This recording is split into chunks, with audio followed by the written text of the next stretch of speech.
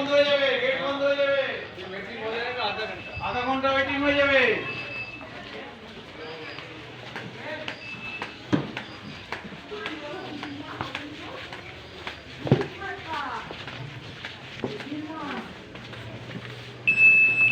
চিন্তা জানা চিন্তা।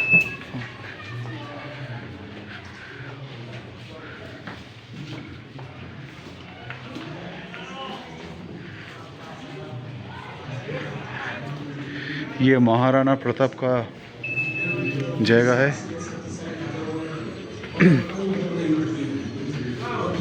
शासक महाराणा प्रताप जिन्होंने अपने देश को स्वतंत्रता दिया और अंदर के साम्राज्यवाद के उद्देश्य को सफल होने दिया। हल्दीघाटी ऐतिहासिक और सांस्कृतिक धरोहर होने के कारण यहाँ पर प्रतिवर्ष हजारों पर्यटक आते रहे हैं, परंतु यहाँ पर उनको म्यूजिकल की विस्तृत जानकारी नहीं मिल पाती थी। इसलिए हमने इस संग्रहालय की स्थापना की है। उस संग्रहालय की स्थापना करने के उद्देश्य ये है युद्ध की जानकारी के साथ साथ महाराणा प्रताप के जीवन में जो घटनाएं घटी है उनको विस्तृत रूप से आने वाले पर्यटकों को दिखा सके और यहाँ पर आने वाले पर्यटक देशभक्ति की प्रेरणा लेते हैं और हमारे देश के गौरव को आगे बढ़ाएं। और इसी में विस्तृत रूप से जानकारी लेंगे श्रीमान हरीश दुवानी। धन्यवाद। इस म्यूजियम के संस्थापक श्रीमान मोहन जी श्रीमानी कंधा मिलाकर चली। इस सपने को साकार करने के लिए उन्होंने अपना सब कुछ न्यौछावर कर दिया। 18 जून 1576 ईस्वी को हल्दीघाटी का घमासान युद्ध हुआ था। ये युद्ध केवल एक दिन का था, जो मेवाड़ के राजा महाराणा प्रताप एवं मुगल अकबर की सेना के मध्य हुआ था। इस युद्ध में अकबर स्वयं नहीं आए थे। उन्होंने आमेर जयपुर के कुंवर मान सिंह जी को अपना सेनापति बनाकर भेजा था। हल्दीघाटी का युद्ध 5 किलोमीटर लंबे और 200 मीटर चौड़े क्षेत्र में हुआ। आप लोग सभी संग्रहालय में खड़े। संग्रहालय से 200 मीटर की दूरी पर चेतक की समाधि है, जहाँ पर महाराणा प्रताप के स्वामी भक्त घोड़े चेतक को दफनाया गया था।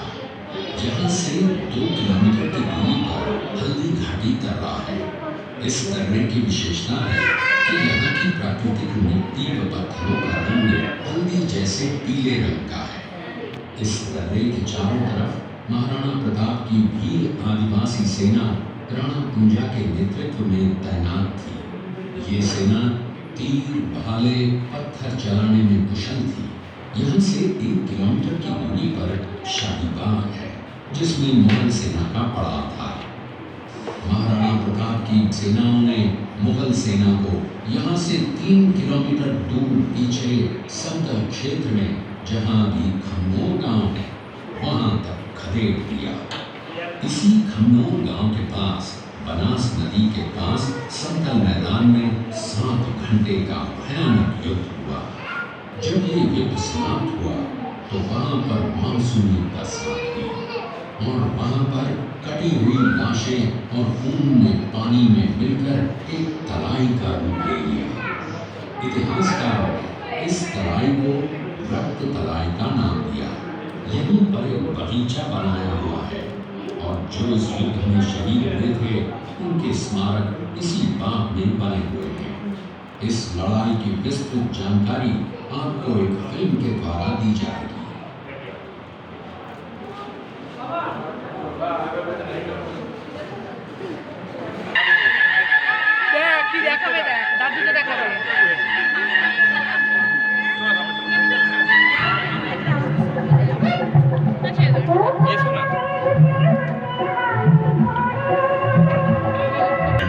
पाली जिले के अखेराज सोनगरा की पुत्री एवं महाराणा उदय सिंह जी की महारानी जयवंत कमर की कोख से विक्रम संवत 1597 में अर्थात 9 मई 1540 को गर्भ हुआ। बाल्यकाल चित्तौड़गढ़ में गुजरा। सन 1567 में अकबर ने जब चित्तौड़गढ़ का आक्रमण किया तो मेवाड़ के प्रमुख सरदारों और सेना नायकों के आग्रह पर महाराणा उदय सिंह जी ने चित्तौड़गढ़ छोड़ दिया। अपने देश, कुल, गौरव और मातृभूमि की मर्यादा के लिए प्राण न्यौछावर करने वाले योद्धाओं और ललनाओं से प्रताप ने न केवल सीख ली, बल्कि ये घटना उनके जीवन का आधार बन गई। अपने पिता के साथ दुर्गम पहाड़ों में रहने के बाद प्रताप ने गोगुंदा में अपना पड़ाव कायम किया। फरवरी 1572 को महाराणा उदय सिंह जी का देहांत हुआ। प्रताप की ज्येष्ठता और योग्यता को ध्यान में रखते हुए सरदारों ने उनको राजगद्दी पर आसीन किया। होली के दिन उनका गोगुंदा में राज तिलक हुआ। उस समय तक लगभग सभी राजाओं ने अकबर की अपील का स्वीकार कर ली थी। एकमात्र महाराणा प्रताप ने अपना मस्तक अकबर के आगे नहीं झुकाया। अपने दृढ़ निश्चय का परिणाम प्रताप अच्छी तरह जानते थे। प्रताप मुगलों से लोहा लेने की तैयारी में जी जान से जुट गए। 18 जून 1576 की सुबह हल्दी घाटी और खमनोर के मध्य एक मैदान में ऐतिहासिक युद्ध हुआ, जो बाद में रक्त तलाई के नाम से जाना गया। महाराणा प्रताप की सेना गोगुंदा से हल्दी घाटी पहुंची, जबकि सेनापति कुंवर मान सिंह जी जयपुर के नेतृत्व में मुगल सेना ने हल्दी घाटी के ठीक नीचे मैदान में अपना मोर्चा जमाया। मुगल सेना के हराबल दस्ते द्वारा घाटी में घुसपैठ करने के प्रयास की प्रतिक्रिया स्वरूप महाराणा प्रताप की सेना मुगलों पर टूट पड़ी। प्रताप के हराबल सैन्य दलों का नेतृत्व पठान हाकिम हासूर कर रहे थे। भीलू राणा, जो राणा पूंजा के नाम से भी जाने जाते हैं, उनके नेतृत्व में भील आदिवासियों ने गोरिल्ला पद्धति से युद्ध करते हुए मुगलों के छक्के छुड़ा दिए।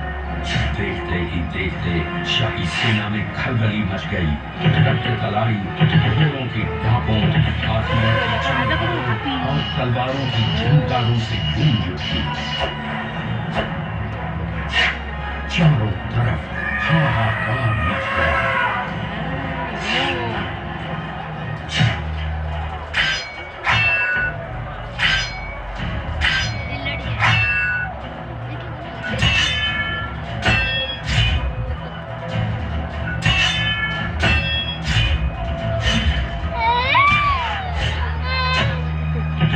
घटनाक्रम अचानक उस समय बदल गया जब प्रताप ने अपने घोड़े चेतक को एड़ लगाकर मान सिंह के हाथी पर चढ़ा दिया और उस पर भाले से भरपूर वार किया। कुंवर मान सिंह जी ने अपना बचाव किया। हाथी से उतरते समय चेतक की एक टांग कट गई। इस स्थिति को भांपकर महाराणा प्रताप के हमशक्ल सेनापति झालामान ने महाराणा प्रताप से आज्ञा लेकर उनका राजमुकुट धारण किया।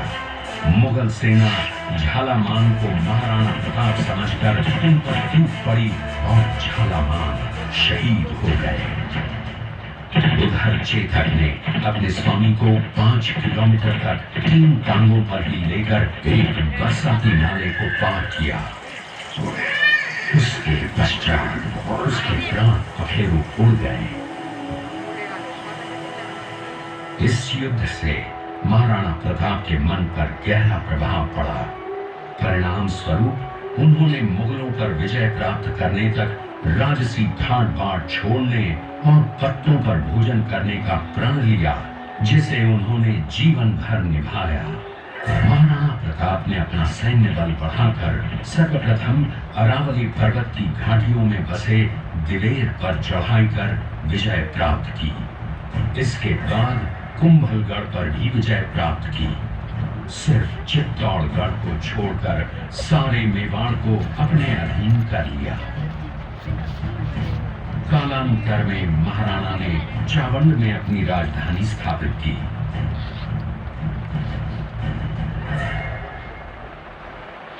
19 जनवरी 1597 को राणा प्रताप ने मात्र 57 वर्ष की आयु में इस संसार से प्रयाण किया।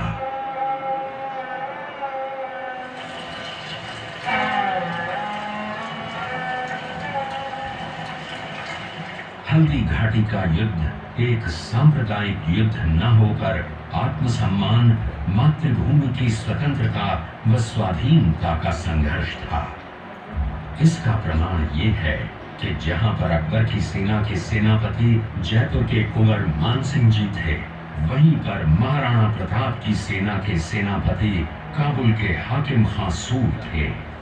महाराणा प्रताप स्वतंत्रता की वेदी पर एक ऐसा अंगारा था जो आत्मसम्मान व देश गौरव के लिए दिन रात जलता रहा, धड़कता रहा और अंत में बुझ कर भी उसने देश में ऐसा लौह भर दिया जिसकी प्रखर किरणों ने भारत माता को गुलामी की जंजीरों से मुक्त कराने के लिए सदा प्रेरित किया। किया जाएगा।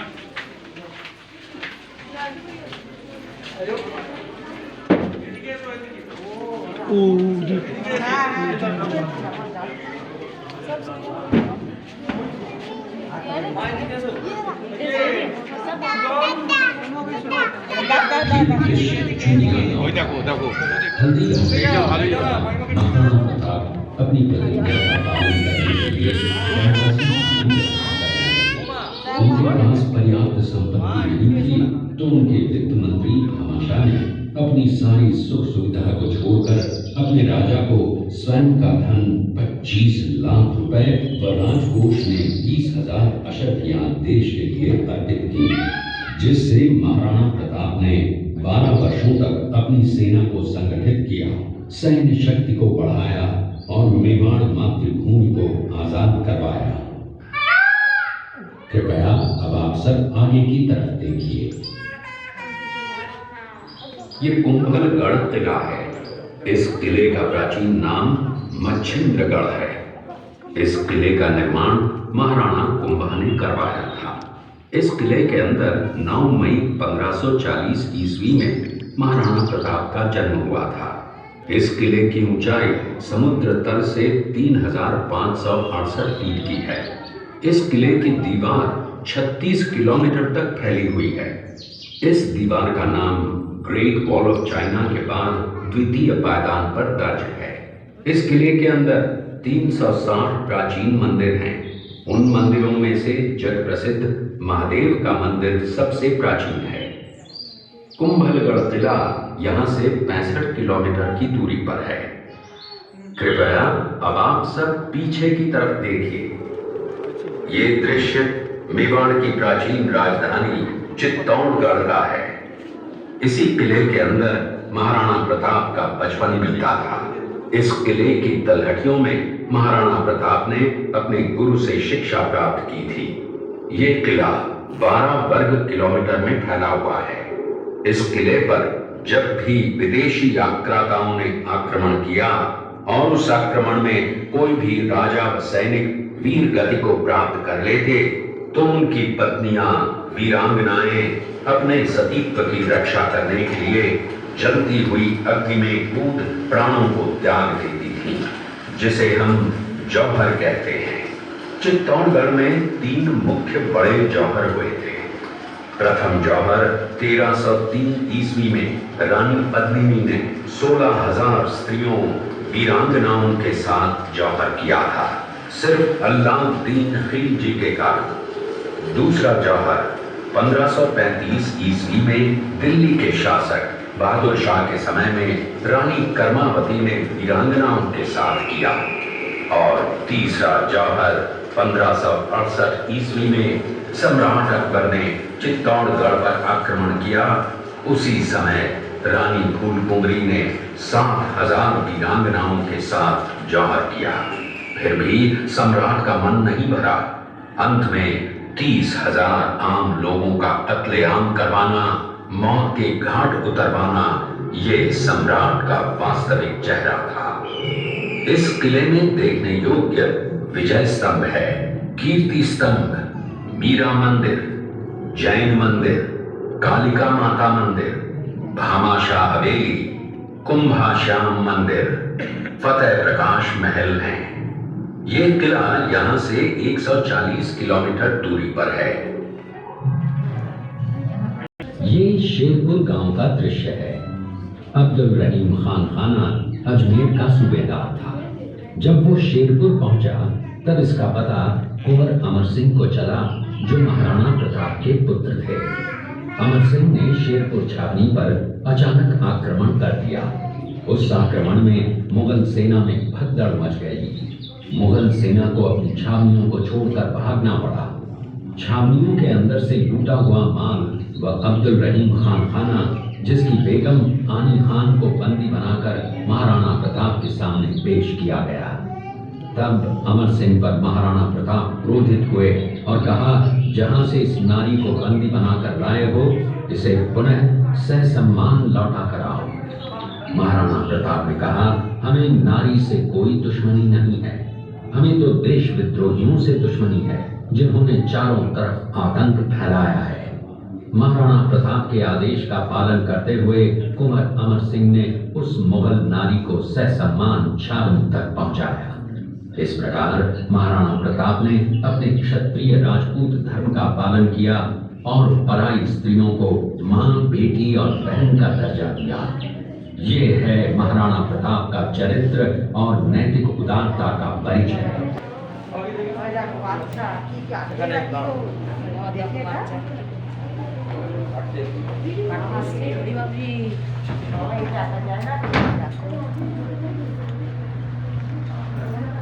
आइए गेट के पास से आगे आ जाए, आगे जगह है इधर में। दौड़गढ़ का दृश्य देखा, उसी किले के अंदर की ये घटना है।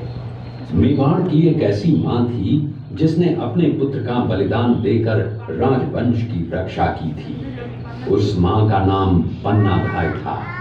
पन्नाधाय जाति से गुर्जर थी। वो एक राजकुमार की धाई मां थी। दूसरी तरफ हाथ में तलवार लिए खड़ा ये बनवीर सिंह एक दासी पुत्र है।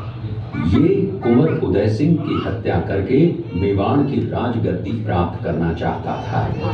एक रात्रि बनवीर सिंह को मौका मिला। वो राजकुमार उदय सिंह के बड़े भाई विक्रमादित्य सिंह की हत्या करके राजमहल की तरफ आगे बढ़ा। इसकी सूचना पन्नाधाय को लग गई। कुछ समय तक पन्नाधाय चिंतित हुई। तभी पन्नाधाय ने अपने पुत्र चंदन को राजसी कपड़े पहनाकर पलंग पर सुला दिया और उदय सिंह को एक टोकरी के अंदर छिपाकर पत्तों से ढक के महल के बाहर निकालकर गुप्त रास्ते से कुंभलगढ़ भेज दिया। बनवीर सिंह जब तलवार लेकर राजकक्ष में आया तो उसने पन्नाधाय से कड़क आवाज में उदय सिंह के लिए पूछा, तो पन्नाधाय ने चंदन की तरफ इशारा किया। बनवीर ने चंदन को उदय सिंह समझकर चंदन की हत्या कर दी और ये समझने लगा कि मैंने राजकुंवर उदय सिंह को मार दिया। वही राजकुंवर बड़े होकर राजा बने और अपने नाम का उदयपुर नगर बसाया, जो यहाँ से 40 किलोमीटर दूर है। और उन्हीं के पुत्र महाराणा प्रताप हुए, जिन्होंने हल्दी घाटी का युद्ध लड़ा और आज हम लोग उनका इतिहास यहाँ पर देख रहे हैं। आगे संग लड़ाई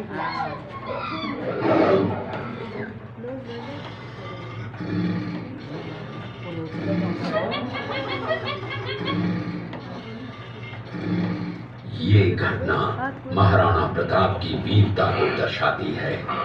एक समय नरभक्षी बाघ का आतंक बढ़ाया गया। महाराणा प्रताप ने उस बाघ का शिकार कर उस बाघ को मार डाला। ये घटना महाराणा प्रताप की वीरता की प्रतीक है। कृपया अब आप सब पीछे की तरफ देखिए। इस दृश्य में देखिए महाराणा प्रताप अपनी प्रतिज्ञा का पालन करते हुए। महाराणा प्रताप ने प्रतिज्ञा की थी कि जब तक अपनी मातृभूमि को शत्रुओं से मुक्त नहीं करा लेता, तब तक न तो मैं महलों में रहूंगा, न किसी धातु के पात्र में भोजन करूंगा, न किसी गद्दी के बिछौने पर सोऊंगा। पत्ते ही भोजन के पात्र होंगे, जमीन ही बिछौना होगा। इस प्रतिज्ञा का पालन उन्होंने 21 वर्षों तक जंगलों में रहकर किया। इस दृश्य में देखिए महाराणा प्रताप वृक्ष के नीचे बैठकर पत्तों पर खाना खाते हुए। इसी कारण हम आज भी महाराणा प्रताप को श्रद्धा व सम्मान से याद करते। ये दृश्य महाराणा प्रताप और सुविख्यात स्वामी भक्त घोड़े चेतक के अंतिम मिलन का है। हल्दी घाटी युद्ध के बाद चेतक घोड़े ने 22 फीट के एक बरसाती नाले को पार किया। ये उसी समय का दृश्य है। पास में खड़े महाराणा प्रताप के छोटे भाई शक्ति सिंह हैं, जो पहले मुगल सेना में थे। बाद में वो महाराणा प्रताप की तरफ आए, माफी मांगी और अपना घोड़ा महाराणा प्रताप को दिया। ये देखते हुए सभी अतिथि आगे की तरफ चले।